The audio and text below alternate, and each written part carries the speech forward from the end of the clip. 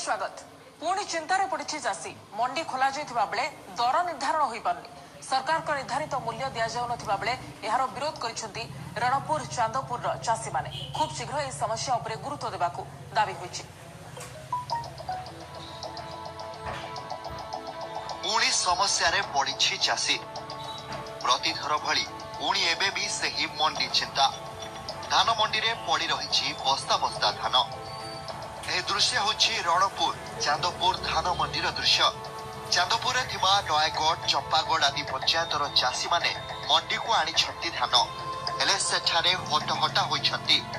धान क्विंटाल पिछा दर सरकार निर्धारण करिथिबा बेले मिलर किंतु दर अलगा रखिछंती, जहाको नै चाषी मध्य असंतोष देखा मिली।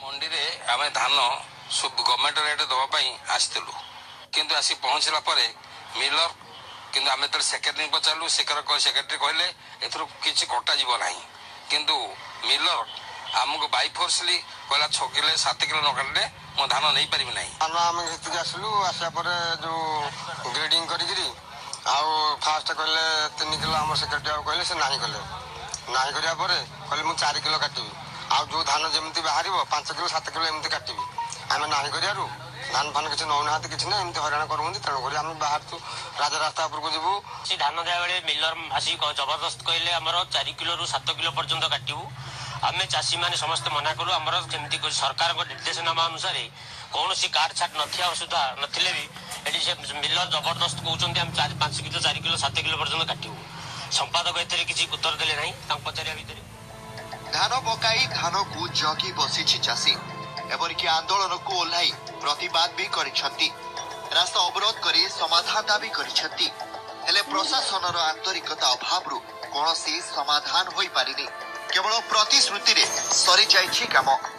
कटनी छटनी नहीं एक कथा साधारण चाषी जानी चाषी प्रतिरोध करछंती किंतु एपर्यंत मिलर जो आडामेंट एवं से एठिकार सोसाइटी रो अधिकारी माने कौनसी सरल पंथा बाहर कर न परिया कारण एपर्यंत धान आज आसी पड़ी रही। प्रथम दिन धान दिला हमर तार आसला मिलर आसला आसी त ग्रेडेशन कला पर गोटे बाहला 3.6.7 मतलब 6.4 तेणु से अनुसार से गला 5 किलो धान कटा हबो तेणु मुगले 4 किलो संभव नै तेणु आपण कमे के करंतु तथापि चाषी सहमति रे 3 किलो तम कहगला किंतु से भली चलित थर भी चाषी समस्या भितर छंदी हो जाइछि, जहाकु नै बढ़ी चली असंतोष।